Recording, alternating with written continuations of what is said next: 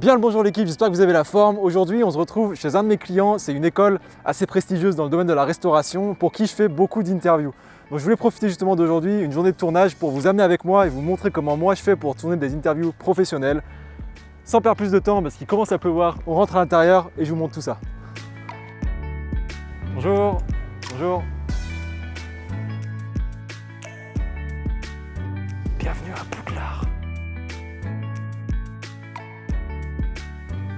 Donc forcément, le premier point, c'est important de trouver un endroit qui va être adapté pour tourner l'interview. Donc là, j'ai volontairement choisi un salon qui est haut de gamme, qui reflète bien les valeurs de l'école, où il n'y a pas trop d'écho.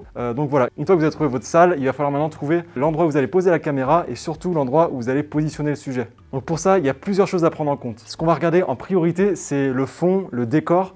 Qu'est-ce qu'on va utiliser comme fond sur la vidéo? Donc ici, on va jouer sur les tables qui sont contre le mur parce que je trouve ça vraiment sympa. On va aussi jouer sur la sobriété du plan avec les rideaux noirs. Et après, ce qu'il faut regarder aussi, c'est la lumière naturelle. Donc ici, on a 3 fenêtres dans la salle. Il va falloir qu'on s'en serve, c'est important de s'en servir. On va utiliser cette lumière naturelle pour venir éclairer le sujet, pour avoir une belle lumière sur lui. Parce que vous le savez déjà, la lumière, ça va être essentiel pour faire une interview professionnelle. Donc ce qu'on va faire dans cette salle, du coup, on va positionner le sujet juste ici et la caméra juste en face. Comme ça, on va avoir 2 fenêtres qui vont venir éclairer le sujet. Et si tu te retournes, Kylian, tu verras qu'ici, il y a un fond qui va être très sympa. Il y a 2 tablets qu'on va pouvoir utiliser, les rideaux et surtout, une règle qui va être aussi essentielle dont je ne vous ai pas encore parlé, c'est qu'il faut absolument détacher le sujet du fond. Il ne faut pas que le sujet soit collé au fond. Ça, c'est une grosse erreur qu'on fait très souvent quand on débute, c'est d'avoir le sujet qui est collé au fond. Là, vous allez avoir une image qui est vraiment pas esthétique, ça fait très amateur. Donc, essentiel pour faire une interview cinématique et professionnelle, c'est d'avoir le sujet qui est détaché du fond. Donc si on le met ici, là on voit qu'on a 2-3 mètres vers le fond. On va avoir une grosse ouverture pour avoir beaucoup de flou d'arrière-plan. Et normalement là on aura une image sympa. Donc ça c'était la première étape. Donc c'est aussi l'occasion de vous faire un petit point sur le matos que je vais utiliser.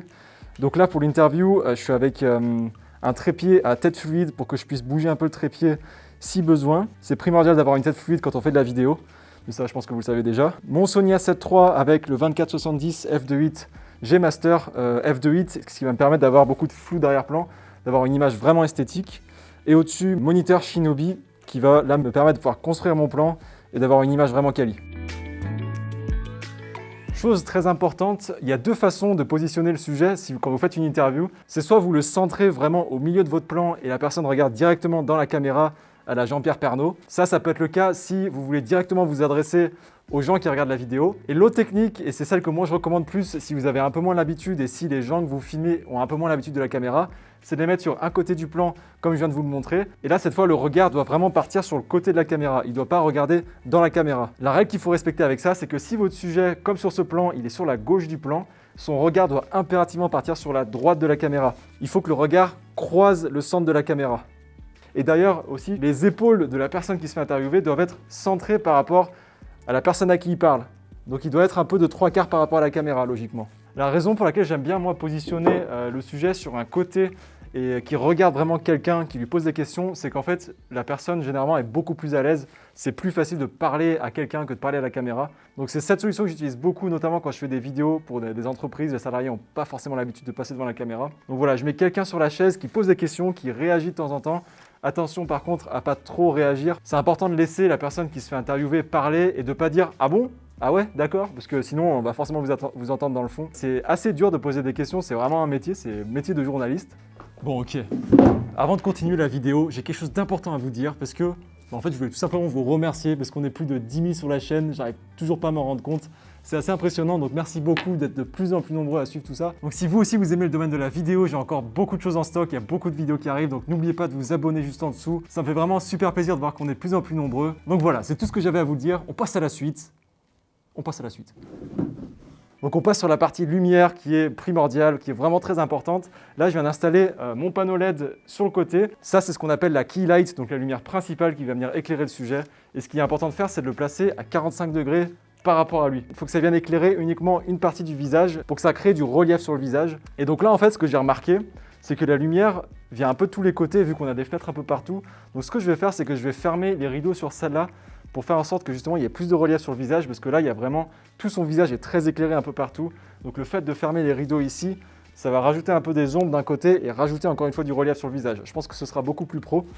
avant que le volet soit fermé, on voit vraiment qu'il y a de la lumière partout sur le visage. Et une fois que le volet est fermé, là, la partie droite de son visage est un peu plus à l'ombre, ça crée plus de relief. Ce que ça a fait aussi, c'est que ça a assombri le fond. C'était pas vraiment fait exprès, mais je trouve que c'est encore plus esthétique comme ça. Donc voilà. Le fait des fois de fermer un peu les lumières naturelles, ça aide à créer une image un peu plus belle. Pour savoir si votre key light elle est bien positionnée, il faut faire en sorte que le côté du visage soit bien éclairé. La petite pommette opposée à la source lumineuse, il doit y avoir un petit triangle de lumière juste ici. C'est là que vous pouvez voir que votre lumière est bien placée et c'est une technique qu'on utilise très souvent dans le cinéma. Si vous analysez certains films, vous allez voir que souvent la petite pommette opposée à la lumière, elle est éclairée et pas le reste du visage. Donc ça, c'est une petite technique aussi que j'utilise. Ça me permet de savoir si ma key light elle est bien positionnée, si elle est bien à 45 degrés par rapport au sujet. Donc voilà, en termes de lumière, ça c'est vraiment la base. Une key light, la lumière naturelle, ça c'est la base de la lumière. Et si vous voulez pousser un peu plus loin le travail sur la lumière et que vous avez un deuxième panneau LED ou une deuxième source lumineuse, vous pouvez utiliser cette fois une backlight. Donc là, ce que j'ai fait, c'est que j'ai mis le panneau LED derrière Kylian. La backlight, elle va servir à détacher encore plus le sujet du fond.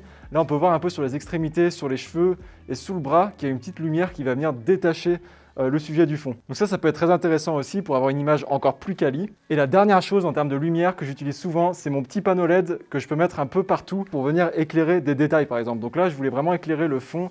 La table ressortait encore pas assez, je trouvais.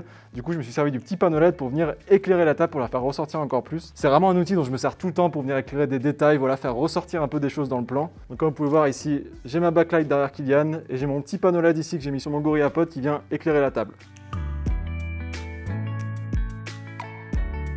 On va passer au son. Comme vous vous en doutez, le son, c'est encore un élément essentiel pour une interview professionnelle. Si vous avez des échos, si votre son n'est pas hyper clair, vous n'allez pas avoir une interview pro. De mon côté, quand je filme des interviews, j'utilise très souvent des micro-cravates. C'est exactement ce que je suis en train d'utiliser aujourd'hui. Micro-cravates qui sont très discrets. Et même quand on les voit, par exemple à la télé, c'est pas du tout dérangeant. Vous voyez, ici, il est sur mon col. On le voit, mais c'est pas dérangeant. L'avantage avec ça, c'est que le micro est très proche de la source. Et ça peut être une solution aussi qui est moins chère par rapport à d'autres solutions qui existent. Par exemple, la perche. On utilise très souvent des perches aussi pour filmer des interviews. Encore une fois, là, on a un son vraiment très quali. On peut placer la perche juste au-dessus de la personne qui se fait interviewer. Du coup, le micro est très proche de la personne. Par contre, c'est une option un peu plus chère que les micro-cravates. Voilà, ça, c'est les deux options que je vous recommande si vous voulez bien capturer le son d'une interview. Ce qu'il faut absolument pas faire, c'est de caler le micro-canon ou le micro directionnel sur votre boîtier parce que vous allez être beaucoup trop loin du sujet. Vous allez entendre tous les bruits de la salle, il y aura beaucoup d'écho, il y aura un son vraiment pas professionnel. Vous aurez vraiment une vidéo amateur en faisant ça. Donc, je vous recommande d'investir dans un petit peu de matos de son. Le micro-cravate, c'est ce que je vous recommande, et sinon, une perche. Si vous optez pour le micro-cravate, c'est hyper important de le placer au bon endroit. Là, par exemple, sur une chemise comme ça ou sur un costard, par exemple, c'est l'idéal parce qu'on peut le caler sur le col. Non, c'est un col. Parce qu'on peut le caler là sur la veste, donc ça, c'est parfait. Il n'y a pas de frottement avec les vêtements, et c'est ça qu'il faut vraiment éviter. Si on entend des trucs comme ça, là c'est pas possible, c'est carton rouge. Il faut vraiment éviter que le micro frotte avec les vêtements. Et par exemple, ce qu'il y a de pire pour filmer des interviews, c'est ce que porte Kylian. Ça, c'est vraiment ce qu'il y a de pire, un col roulé où il n'y a nulle part où mettre le micro. Donc, dans la limite du possible, vraiment éviter d'avoir des pulls ou des cols roulés parce que c'est dur de positionner le micro. Donc moi, ce que je leur dis généralement, c'est d'avoir une couleur idéalement unie. Il faut qu'il y ait une seule couleur pour que ce soit quelque chose d'assez sobre. Encore une fois, éviter les marques, éviter les gros textes sur le t-shirt parce qu'on va voir que ça. Donc voilà, des couleurs unies, il faut que ce soit sobre, il faut que ça reflète l'entreprise. Mais n'oubliez pas que c'est important d'orienter votre client dans le choix des vêtements le jour J. Si jamais vous voulez pousser encore plus l'interview, faire un truc encore plus professionnel, il y a plusieurs possibilités qui s'offrent à vous. Moi, par exemple, là, j'ai mis mon boîtier sur un slider, ce qui me permet d'avoir un petit mouvement en plus, qui est toujours agréable. C'est un slider motorisé qui me permet d'avoir un mouvement très fluide, donc ça peut être intéressant. Et ce que je fais très souvent aussi, c'est que j'utilise un deuxième boîtier. Je vais caler par exemple un 70-200 dessus pour pouvoir avoir une prise très serrée. Donc voilà, la caméra A, je la laisse en prise plus ou moins large. Et la cam B avec un 70-200 par exemple en prise beaucoup plus serrée. L'avantage avec ça, c'est que vous allez pouvoir cutter, vous allez pouvoir changer entre les deux caméras. Et ça, c'est parfois très pratique, surtout si les personnes que vous interviewez sont pas à l'aise, elles ont besoin de s'arrêter pour lire un peu les notes. Le fait d'avoir deux caméras, vous allez pouvoir passer d'une caméra à l'autre en cuttant. Si vous avez qu'une seule caméra, vous allez voir les cuts à l'écran et certains clients n'aiment pas trop ça.